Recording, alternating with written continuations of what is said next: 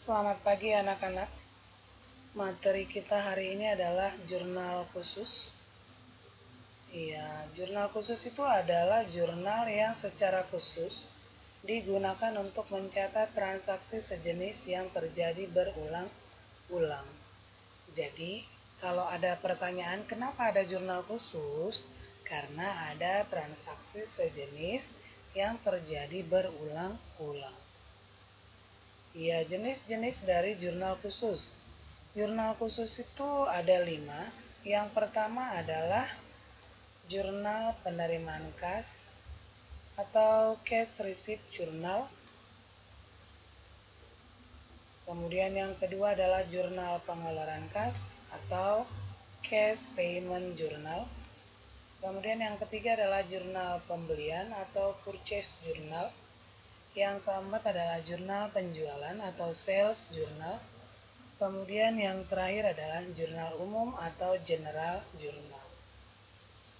Iya, yang pertama jurnal penerimaan kas itu adalah jurnal untuk mencatat setiap transaksi penerimaan uang secara tunai. Ya, misalnya penjualan tunai, penerimaan piutang, penerimaan pendapatan, dan lain-lain. Intinya, apabila perusahaan menerima uang, maka transaksinya akan dimasukkan ke dalam jurnal penerimaan kas. Yang kedua adalah jurnal pengeluaran kas. Pengeluaran kas itu adalah jurnal untuk mencatat setiap pengeluaran uang kas. Misalnya pembelian tunai, pembayaran utang, pembayaran biaya-biaya, dan lain sebagainya. Jadi apabila perusahaan mengeluarkan uang, maka transaksinya akan dimasukkan ke dalam jurnal pengeluaran kas. Yang ketiga jurnal pembelian. Jurnal pembelian itu adalah jurnal yang digunakan untuk mencatat setiap transaksi pembelian secara kredit.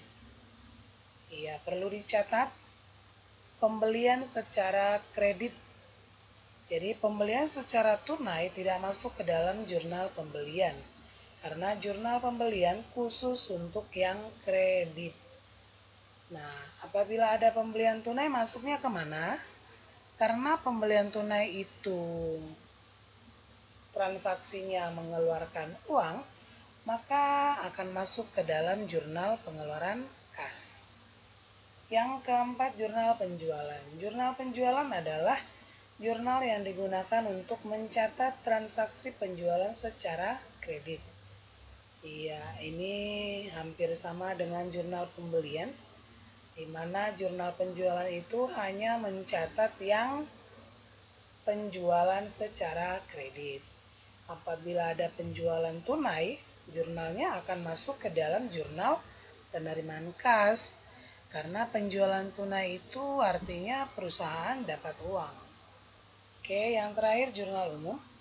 Jurnal umum itu adalah jurnal yang digunakan untuk transaksi yang tidak bisa dimasukkan ke dalam jurnal penerimaan kas, tidak bisa dimasukkan ke dalam jurnal pengeluaran kas, tidak bisa dimasukkan ke dalam jurnal pembelian, dan tidak bisa dimasukkan ke dalam jurnal penjualan.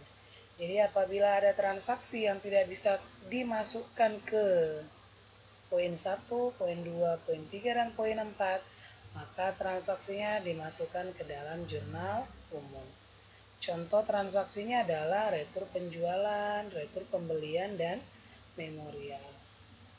Ya, itulah jenis-jenis dari jurnal khusus.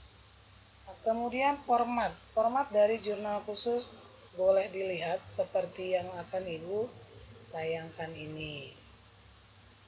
Ya, yang pertama adalah jurnal penjualan. Ya, mengenai judul di sini nanti ada judul 3 baris.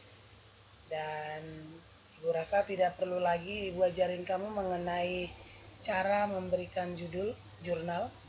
Karena Ibu yakin kelas 12 semuanya sudah bisalah menuliskan judul dari jurnal ini.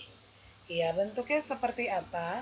Iya, di sini ada tanggal, ada nomor faktur, ada keterangan, ada syarat, ada rate, ada debit, ada kredit. Yang di debit itu adalah piutang, yang di kredit adalah penjualan dan PPN keluaran. Ya, kamu boleh tuliskan dulu format dari jurnal penjualan ini. Nanti kalau udah selesai boleh tulis jurnal pembelian.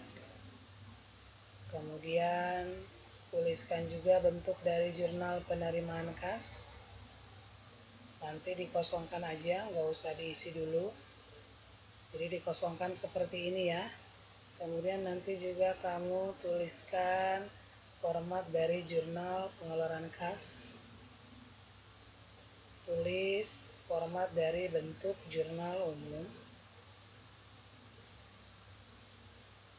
Ya, jadi kamu tuliskan format dari jurnal penjualan, jurnal pembelian, jurnal penerimaan kas, jurnal pengeluaran kas, dan format jurnal umum.